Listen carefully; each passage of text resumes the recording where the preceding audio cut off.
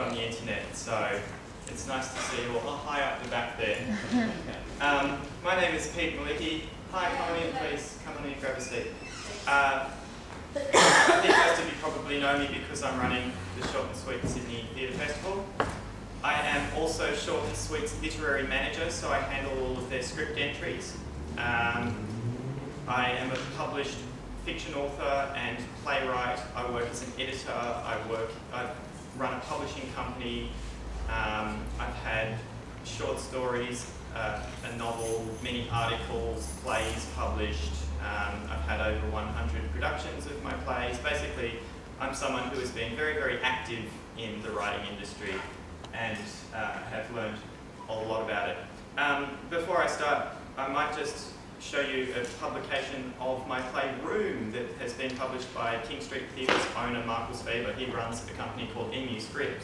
So I might just pass this around, and while I'm talking, you can have a little bit of a gaze through.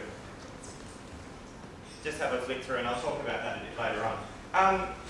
I've written a whole bunch of subject areas we can talk about today. We have, about 85 minutes to talk about stuff. But before I start, I'd just like to kind of get an idea of what you guys are interested in talking about today, or what you do as writers, so I can focus on that. Can I get an indication of, does anyone want to tell me what their interests are? Any form of writing. I haven't written a novel, but I've written all the other forms. Okay. Poetry, short stories. Life experience. Life experience. Yeah. I've written a factual documentary for television, and I'm trying to get it sold. Oh yeah, I haven't even put TV stuff on the list because it's very daunting. But let's do that. Anyone else? I'm writing a novel. Okay. Trying to. Anyone else? Yeah, I've self-published a non-fiction fiction novel, and I'm working on plays, and I also want to get into TV writing as well. Excellent. Excellent. Yes? I know there's a development in e-writing and stuff appearing, and I'm interested in that kind of. That's completely new for me. Yeah, sure. Is there any other kind of aspect of the writing industry or industries that anyone else is interested? Like Almost just said she'd like to talk about e-publishing and I guess the internet and how that's affected writing. I do love theatre. I love the collaborative nature of it and writing for the performance. But I'd like to know more about where the opportunities might be and how you get in. Sure. Yeah. Sure. Also, how to get skilled at converting stories that you write into theatre and other stuff like that as well. Okay. If I don't cover that, remind me later on, because that's a really good point. Self-published versus... Yeah. Yeah. So generally, people are interested in the publishing industry, yeah? Yeah. Okay. Cool. We can talk about that. And theatre, I guess a lot of you being involved in theatre, interested in writing theatre and getting involved in that. Okay. Cool. All right. Well, I'm just going to push on and just talk about all of these different things. So on the left-hand side of this board, long day already. I've written down different forms of writing. So in theatre, we have 10-minute plays, which is obviously what Short and Sweet deals with, and that's something that's become quite popularised as a consequence of Short and Sweet and the many other bodies that have popped up around the country and around the world that deal with 10-minute theatre. One-act plays is obviously something that's maybe 20 to 30 minutes, sometimes even a little longer, 20 to 40 minutes in duration. There's less of a market for one-act plays than 10-minute plays, but it's certainly something that's still out there. Full-length plays as well, obviously that's a pretty major market and certainly the only commercial market in the country. And even internationally, there's not really much money in 10-minute theatre. So if you're looking at becoming professional and trying to make a living out of writing, then, or out of theatre writing, then you're probably looking at full-length works ultimately. Short fiction, generally considered a work up to maybe 3,000 to 5,000 words, just a piece of prose, a written piece. A novella, the definition varies depending on who you ask, but a novella is generally considered something around 20,000 words, maybe up to 40 or 50,000 words. but I'd say that these days 50,000 words is pretty much accepted as a novel. A novel is anything above that. Typically 80 to 120,000 words is what the kind of industry considers a novel, but it varies hugely. And there are books out there like War and Peace and Infinite Jest and many others which are well over 500,000 words. Books that have taken people 10 years to write, and it takes about, I don't know, 20% of that time to read. Non-fiction stuff like biographies, autobiographies, self-help cookbooks, factual history. Who said they'd written something? Yeah. And what's yours about feelings? What's the topic? Oh, it spans 100 years on the dealing with the people who created the Green Revolution. Mm-hmm. Great. Hey mate, come in and grab a seat. Yeah. Children's now, the general distinction, of course, with a piece of writing. Hi guys, come on in, grab a seat. With a piece of writing, you can more or less do whatever you want. And while it might not be accepted by the industry as an industry standard, that doesn't mean you can't go out of the normal boundaries of what the industry thinks of as a certain category. Children's books tend to be categorised as picture books for the young kids, then illustrated children's books for something which is a bit more 50% writing, 50% pictures, and then young adult fiction, which is maybe 8 to 10 up until about the age of 16. So Harry Potter, for example, is not a children's book, it's young adult fiction. And quite frankly, hey, come on and grab a seat. Quite frankly, the later books in that series were really just adult books. I'm sure, who hasn't read Harry Potter? I would suggest reading Harry Potter not because it's the best book in the world, but because it is the highest selling book in history that is not prescribed by a religion.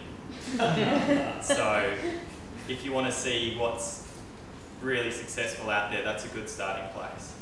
And it's always an interesting exercise to read something that's incredibly popular, even if it's not your cup of tea, because you can then get an idea of what the industry might be looking for. Or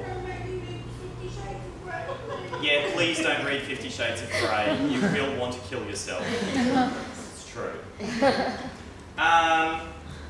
Poetry. Everyone knows. I'm not really so much into poetry, and I think everyone knows what poetry is. But in terms of making a career out of it, that's probably the most difficult form of writing. So if you're after an easy career, I would not recommend poetry.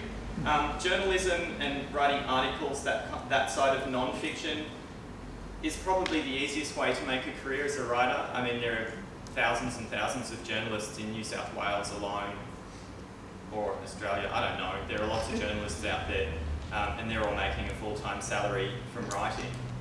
Whereas creative fiction doesn't, you know, how many people do you reckon are making a living just writing novels? Serious question. 3? Yeah. There'd be dozens, but maybe hundreds, really not that many. But journalism has changed a lot. Yeah, journalism's changed, but we'll talk about that in a bit. There's a subcategory of journalism, really tabloid and opinion pieces, and I guess reviews kind of fit into that category as well. There's also TV writing, screenplays, writing TV series, writing movies, that kind of thing, which is probably even below poetry in terms of how likely you are to be successful doing this.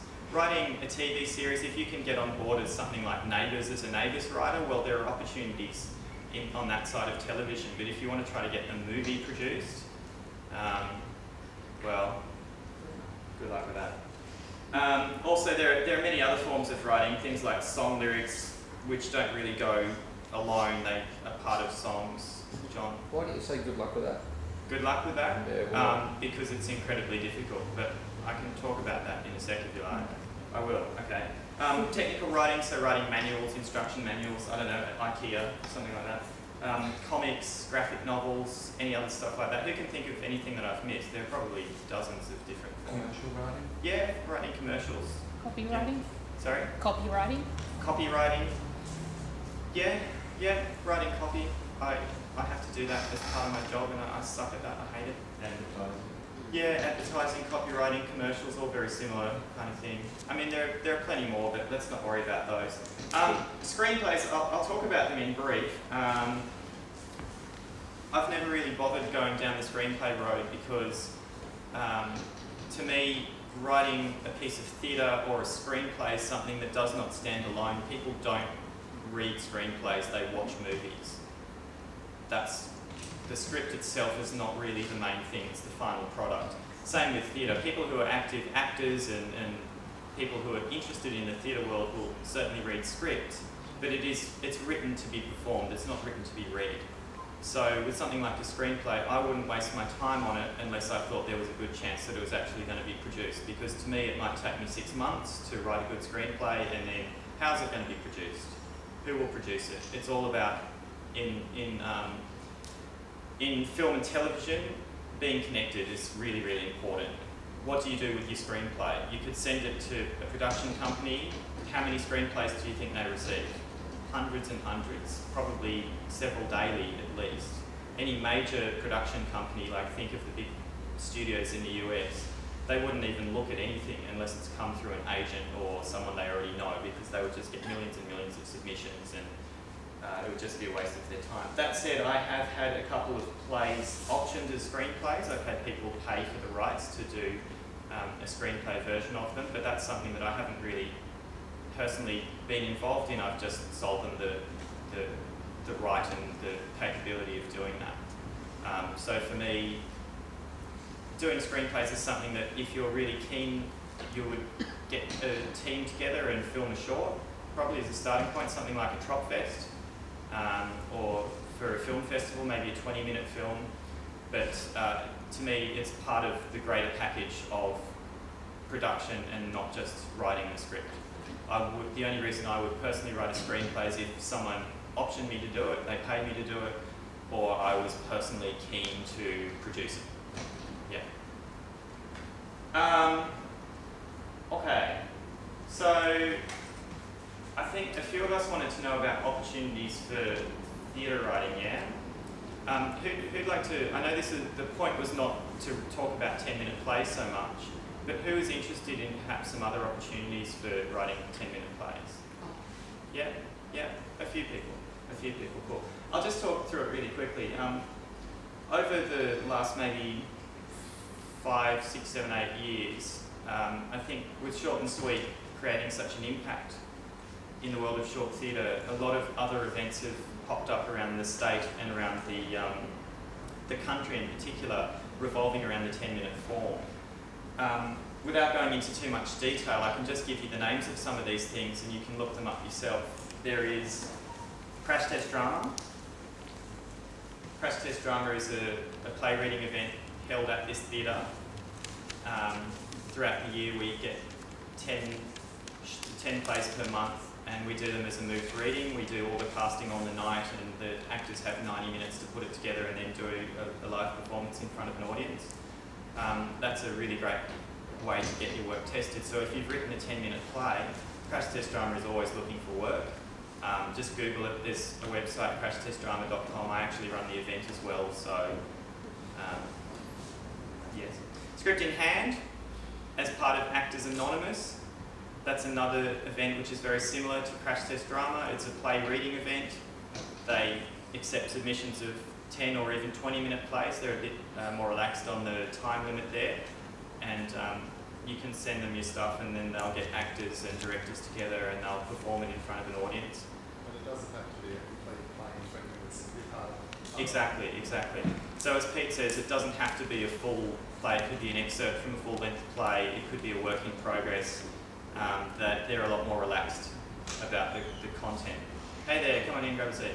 There's also competitions around the world and other places where just look it up and Google and you can thanks.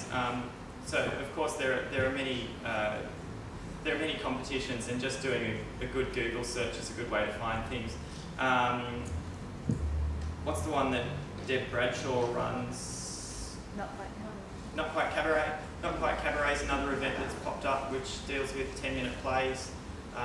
They do 3 or 4 seasons a year and put on about 6 plays, and that's always quite good value.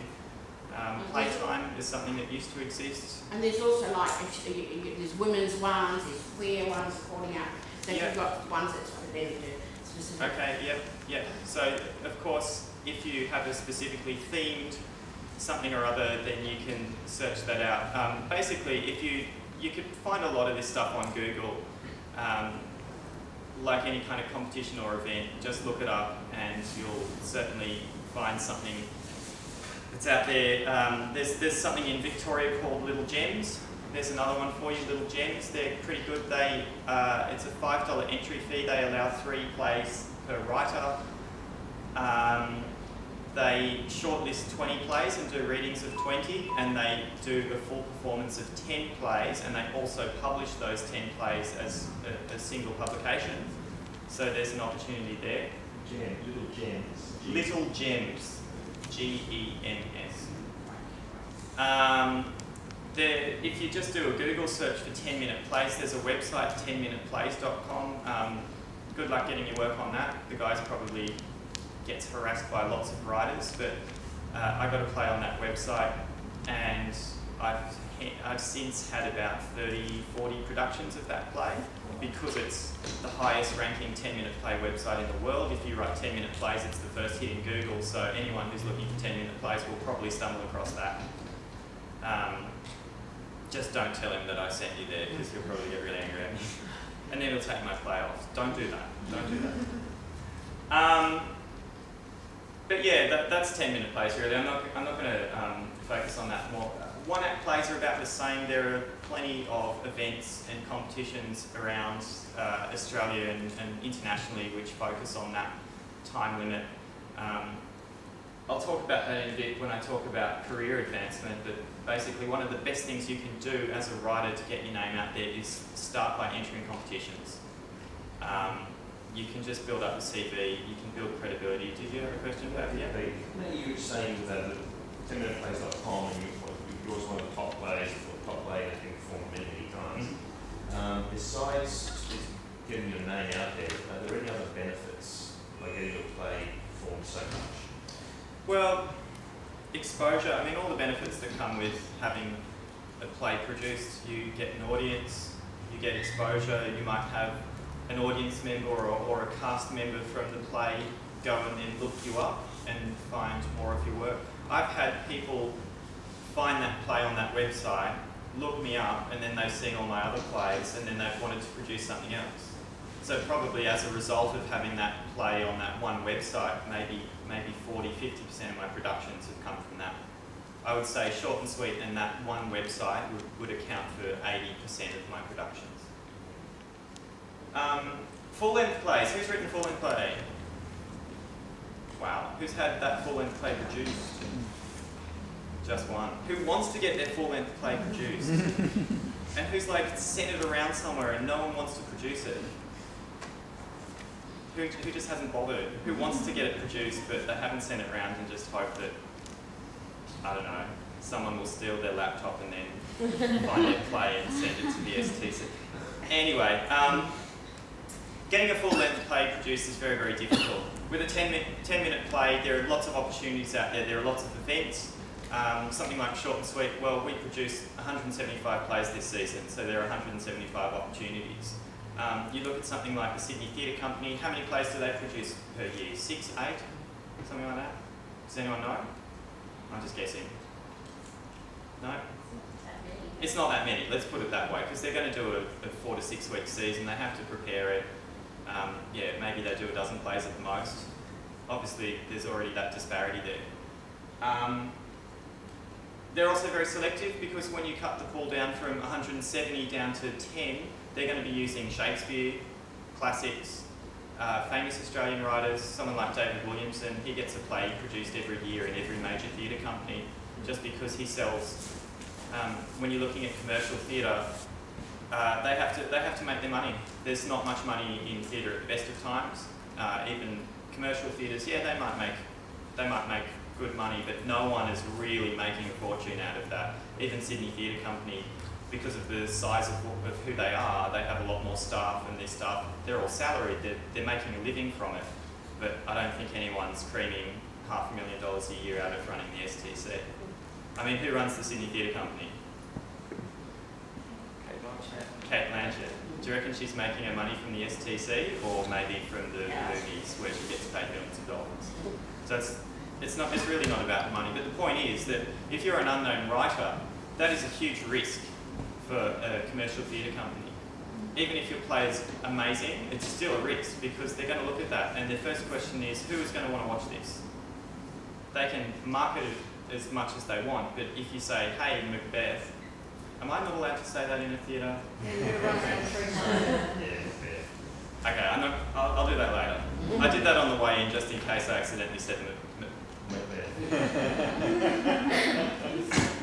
I ran around the lot, okay? Now what am I saying? I've sidetracked myself with this. It's a risk. It's a big risk, yeah. I mean, it's so easy. When you're producing a Shakespeare, everyone knows Shakespeare. And there's a huge market for that. People want to go and see Shakespeare, even if they've read it or seen it a dozen times. But who wants to go and see a play by Pete Malicki? Oh, you guys are so sweet. Thanks, Pat. I saw it 3 times. Pat, yeah, Pat's awesome. Here's a note. If you ever produce a play, call up this man Pat, because he is a theatre aficionado and he loves going to see stuff. So, you know, you've got to find yourself an audience as well. So I'd suggest giving Pat a comp, because if he likes the play, he'll promote it really hard and he'll put the word around and he'll get people going along. But that's kind of a different story. So the point is that there are very few opportunities for full-length plays, and the best thing you can do if you want to get your play staged is stage it yourself. Who knows the Sydney Fringe Festival? Most of you, great. The Sydney Fringe Festival is a very good example of a place where pretty much anyone can go and put on their own work. There are huge costs involved. If you're producing your own play, you have to pay for venue, you have to pay for a degree of advertising, tickets, any advertising that you do yourself, so any printing, postcards. What other costs are there? Hiring of lights and sound. Yeah, any kind of equipment, set, costumes. Rehearsal space? Rehearsal space can be a huge cost as well. If you have a full-length play, you want to rehearse it for 2 months. Maybe how many hours in total? You might do 3 sessions a week, 12 hours a week for a few months. Times that number by the average cost of rehearsal space, which is probably $20, maybe upwards of that. Already you could be spending well over $1,000 in rehearsal space. Basically, it's not something that you would ever do to make money. I put the play that I had published, Room, on. Well, I didn't put it on. Alison up the back did. She was the producer/director. She put the play on in the Sydney Fringe, and we're probably like around the break-even mark with an audience of 400. And that's a pretty good audience for a Fringe festival. So you wouldn't do it for the money, yeah? One of the ways you can not be out of pocket, please, if you don't make it, is start looking at your local council, find out, because there is funding. That's how I got some funding. Yeah. So like Parramatta has festivals on.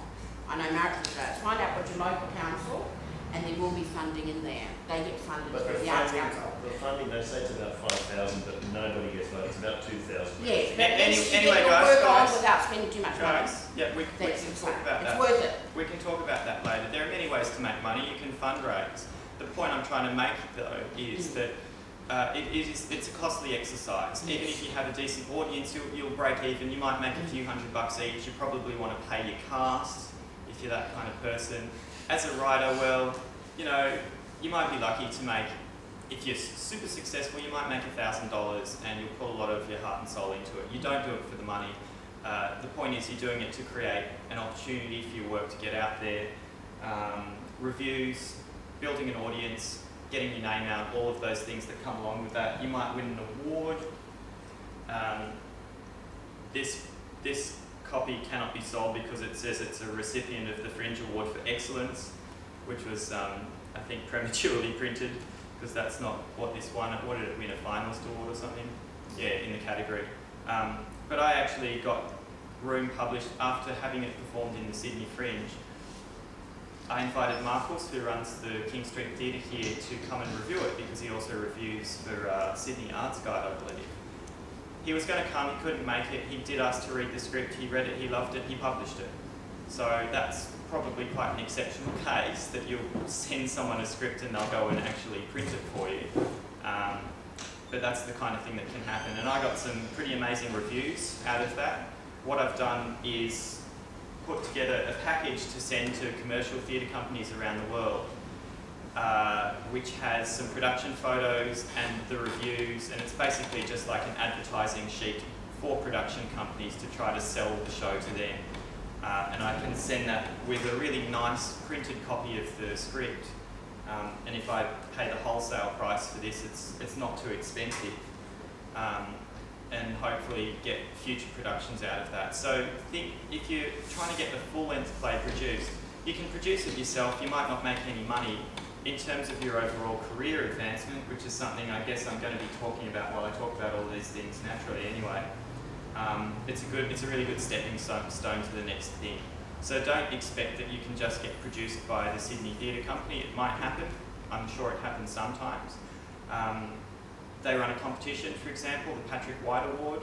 It's an annual competition. They publish and produce the winning play, and it's a $10,000 prize. So going into that with your full-length play, you might win it, you never know. That's a really good start to your writing career. There's also, what's the other major playwriting prize in this country? Anyone? The Griffin Theatre Award, that's a pretty good one too. They will produce your play and it's a $10,000 prize. So that's a really good thing to have on your radar, those two awards. The Patrick White Award and the Griffin Theatre Award are both ones to look out for. If you search hard enough through Google, you'll find dozens, if not thousands, of similar awards around the world for various lengths and genres and blah, blah, blah. Does anyone have any questions about that whole thing? I was just going to say another outlet for getting your play produced and performed is to hook up with your local theatre company. Definitely. Yeah, definitely. And I'll talk about that in networking. I'm going to talk a little bit about the publishing industry now. I think there are quite a few people who are interested in that, so I'll just kind of give it an overview, and then I think I'll talk about this career advancement stuff and better ways of getting your work out there. And then we'll probably open up to questions. Publishing. So publishing is something you can do for theatre, but it's geared more towards the fiction and non-fiction industry, so writing books. Essentially, who was interested in books or? Cool. A bit of an overview of the industry. There's traditional publishing, which is when a publishing house like Penguin or Pan Macmillan picks up your work and publishes it and sells it for you and pretty much does everything. Vanity publishing and self-publishing are very similar. They just have a slightly different model. Vanity publishing is where you essentially pay a company to do each aspect of the publication process. So you have layout, you have cover design, you have editing, distribution, actual selling, getting them into bookstores. You can break the process down into many smaller steps. And vanity publishing is essentially where you pay for some or all of those steps to be done by another company. The problem with vanity publishing is that they have no motivation to actually sell your work because they charge you for the process. They don't get, or they don't necessarily get money per sale. And if they don't get a commission, then they have really very little interest in selling your work other than to get a good reputation as a good business so that other people will use them as clients. The sad thing is, however, there are enough people who are either ignorant of the industry or just too desperate to get their work out there that they will generally give these people enough business that they can survive. And e-publishing is a form of self-publishing really, or it's a facet of the overall publishing industry now. So traditional publishing, the way that this process works, who's completed a novel or a non-fiction? Okay, that's pretty cool, there are a few of you. Essentially, you submit your work directly to them. I'll just call it a novel, even though it's pretty much the same for non-fiction. You submit it, they review it. If they're interested, they will offer you a publishing deal. The problem with the industry is, or the problem for writers in the industry is that there are, again, there are so many people trying to do it and very few opportunities. If you look at the finances of the industry, and I think it's really important to understand how this basically works so you can understand why the industry is so reluctant to publish by traditional means, so actually printing the book. Having run a publishing company, the costs are actually quite surprising. You hear that authors get about 10%. Who's heard that figure before? Yeah? Yeah, that is about right. That's industry standard, is the author gets 10% of sales. So would you naturally assume then that the publisher is making a lot of money out of that? No. Yeah? No? No? Yeah? Maybe? No opinion? Who reckons the publisher's going to be making a decent amount of money? Who reckons the money's going elsewhere? Yeah. Well, it does depend on the case. If it's a large enough scale, the publisher will be making good money. However, yeah, the publisher actually makes a very small amount of money. What happens is, once a book's printed, it gets distributed. So it goes to a company whose job it is to physically ship it around to different bookstores and get them to sell it.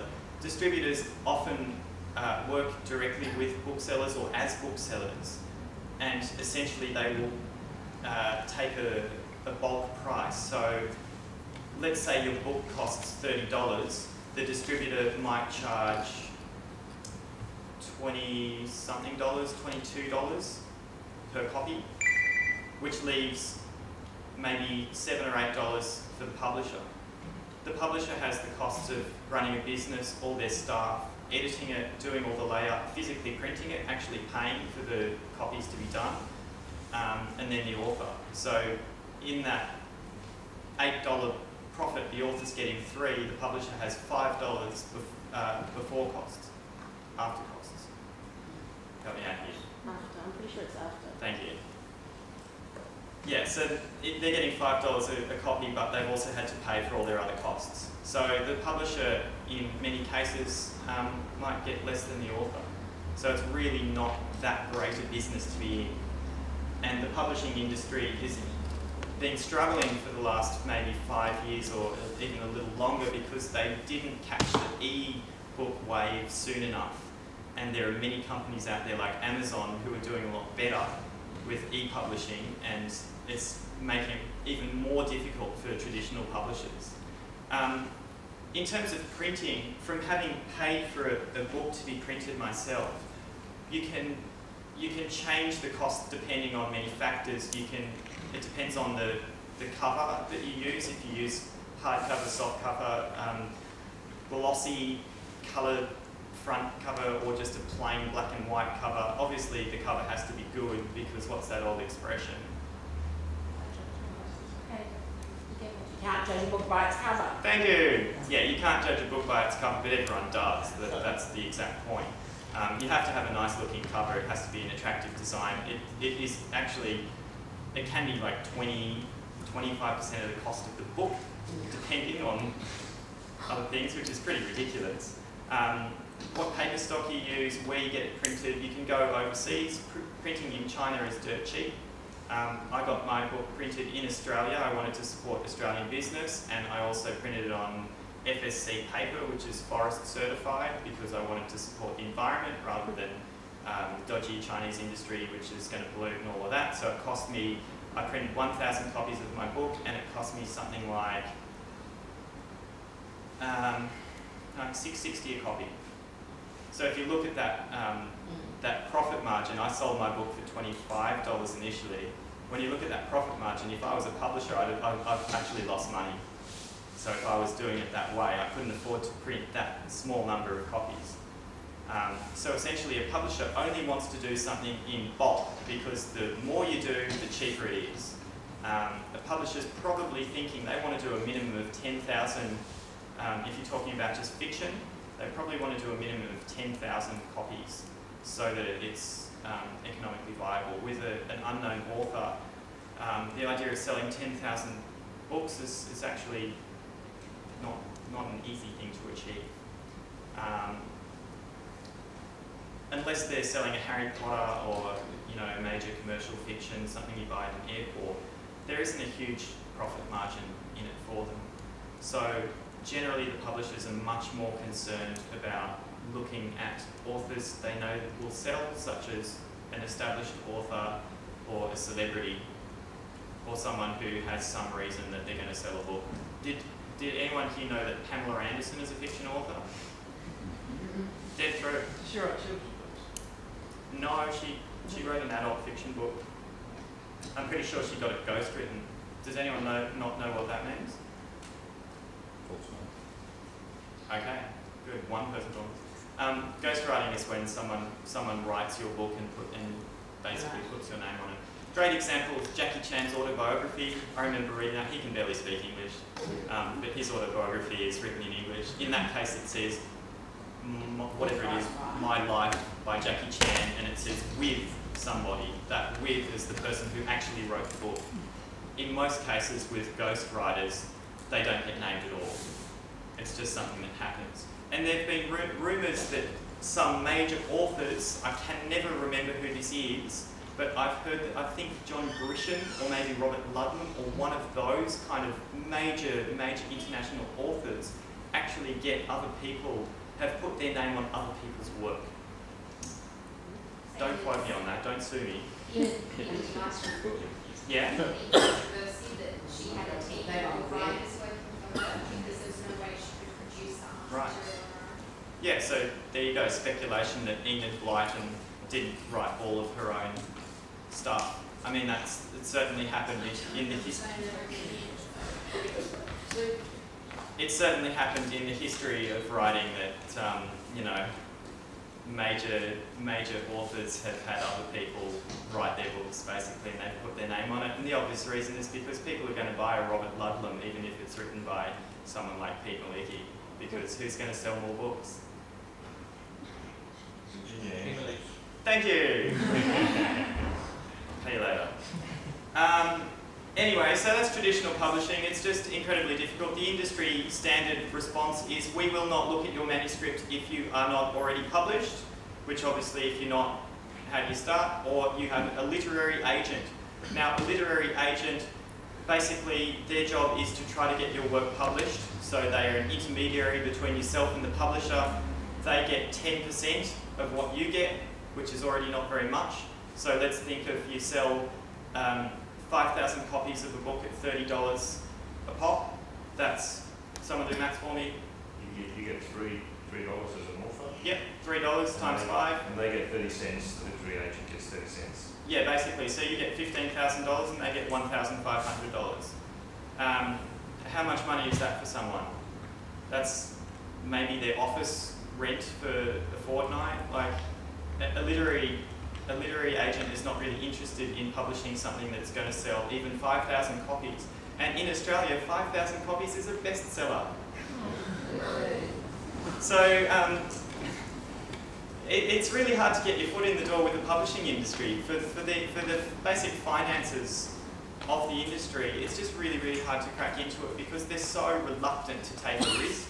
I've had publishers make comments along the lines of, this is, this book could win this major literary award, but the market's just so tough at the moment, we're not going to touch it.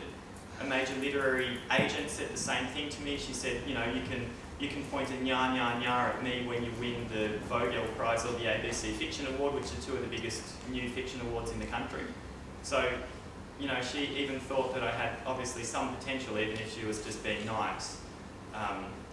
She thought I had some potential, but she still didn't want to take me on as a client. So I don't begrudge that. That's just a fact of the industry, and it just shows how tough it is. And yet there are there's never been more publishing in the world. So many books come out every week. It's strange. Yeah, that's true as well. Anyway, so I went down the whole self-publishing road. So I started my own publishing company. I produced a few titles, one of them being my own fiction novel. Financially, I paid, in the end, probably about $10,000 and have made maybe $3,000–4,000 back, but I still have 800 copies of the book there. So in the long run, over the rest of my life, I might make that money back, but I currently have no room in my laundry. So it's a bit of a way off thing. And I was actually going to bring some copies of my book and sell it, but I forgot to do that. So when we're talking about career advancement, that's a poor move. Yes. If you ever run a workshop, always bring your book to sell it. Don't forget that.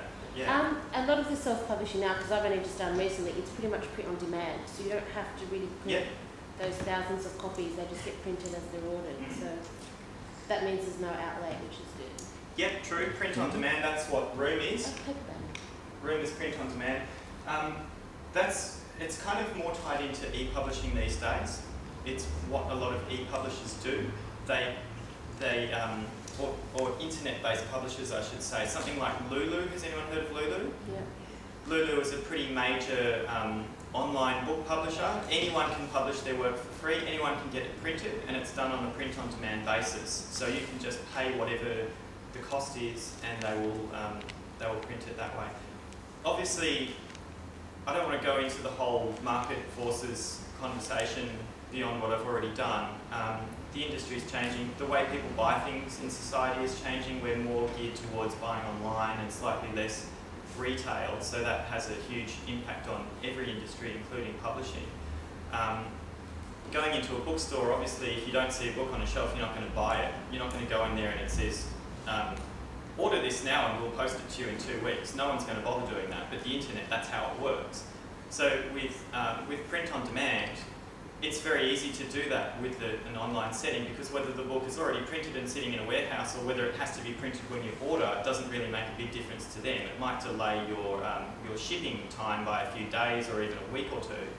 But at the end of the day, when you pay for something online, you might expect, who would expect, something you buy online take a week or two? That's about standard, yeah? Yeah, so that's about what it's going to take anyway. So it's a lot easier for that to happen.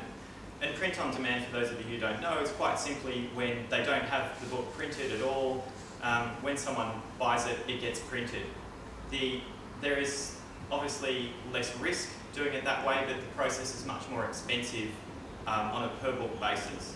If you do offset printing, which is where they build I forget what it's called, the template-y thing, and then print it, the more you print, the cheaper it is. With print on demand, there is no difference between 1 copy and 10,000 copies. Digital printing, essentially. Anyway, try not to go too much into the market forces side of things. E-publishing is the evolution of the industry now. That's where things have gone towards. Traditional publishers are struggling because they didn't, as I said, jump on the e-publishing boat soon enough, and now they're not the major players. So you've got things like Amazon, which is really just an online store. That's now the biggest book publisher in the world, and probably making a lot more money than your major publishing companies like Pan Macmillan and Random House and Penguin and all those guys around the world. E-publishing is something that anyone can do as well. There's Lulu is a website I mentioned earlier, also Smashwords. Write that down, everyone. One word, smashwords.com. Smashwords is a great website. I prefer it to Lulu personally. Why? I'll tell you. You can put your work on Smashwords, and they have automatic systems which review the work and tell you what you need to do to change the layout to make it more appropriate for an ebook format. So when I write, for example, I use Microsoft Word. When I do a new paragraph, I hit enter and space, space, space. And that's how I start my paragraphs. It doesn't seem like a big deal, but when you're talking about ebooks, that actually makes a big difference. They want you to use styles, so they want you to use paragraph style. When you hit enter, it creates a new paragraph automatically, rather than manually adding in spaces. Smashwords, when you post your book there, you can upload it as a PDF. It will detect things like that, and it will tell you what you need to do to make it in a better format. And they have what they call the premium catalogue for things which match their formatting correctly, and that automatically goes through Amazon and many other online retailers. So if you go to the trouble of getting your book right, and with the one book I put on Smashwords, I never managed to achieve that because it kept making me make changes, and I got frustrated and quite possibly destroyed some furniture in my house. No, there was a problem because I was the publisher but not the author, and my account name was under my name and not the author's name, and they just basically wouldn't accept it. It was just an irritating little thing, but I could never get it in the premium catalogue. However, Smashwords is really, really good. You can put your stuff up there for free if you want, so if you want to do it just on the basis of getting your work out there, that's a great way to do it.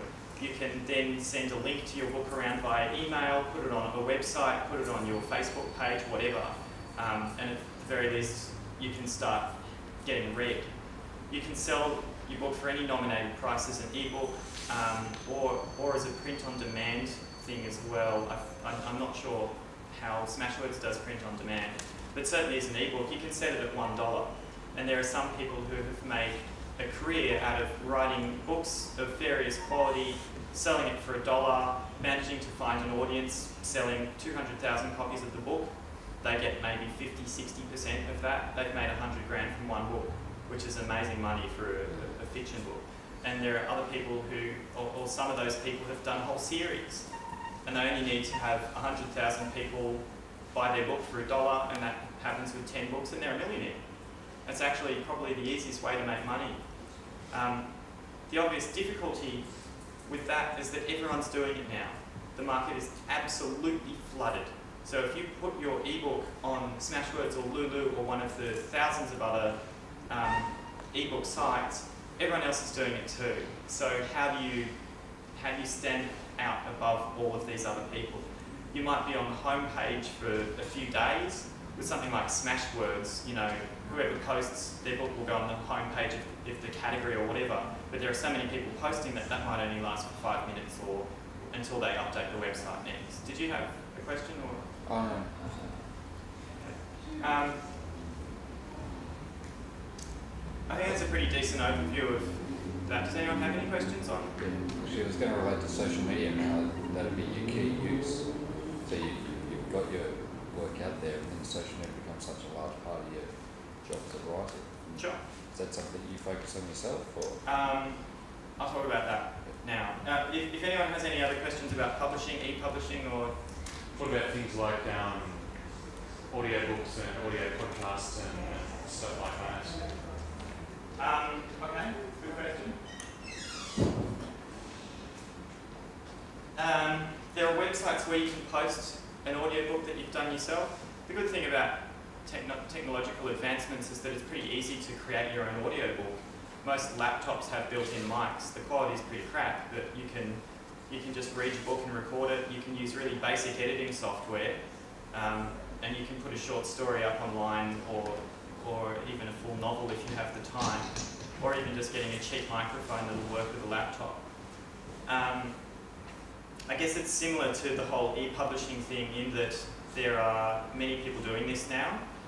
There are lots of blogs, particularly things like WordPress and Blogger. People will create their own writing blogs, or forums, internet forums. They'll create a forum and you can very easily post things like an audio recording of a short story, something like that. But again, there's saturation. So a lot of people are trying to do it. Therefore, how do you become known above those other people?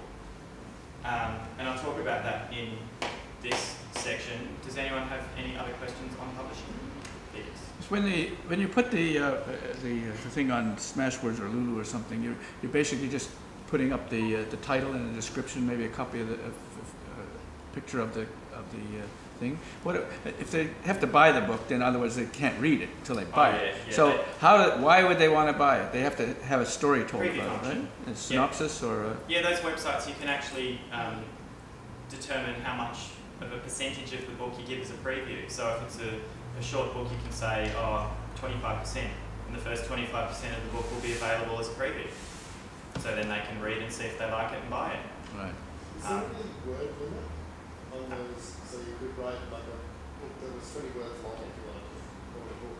You could write a 20-word book, sure. Okay. But yeah, tell me how you go with that. I was just No, yeah, theoretically yes. You can. It can be basically anything. You could sell a picture book. It doesn't have to have words. It could be any PDF that you create. The real challenge is finding a way of selling it. You can be one of those lucky people who the website identifies for whatever reason, and picks it up and sells it for you. But with hundreds of books being posted daily, it's up to you to do your own sales and marketing. So I guess if I was to make one overall point, if you want to make it as a writer, you have to be as much business person as you do writing.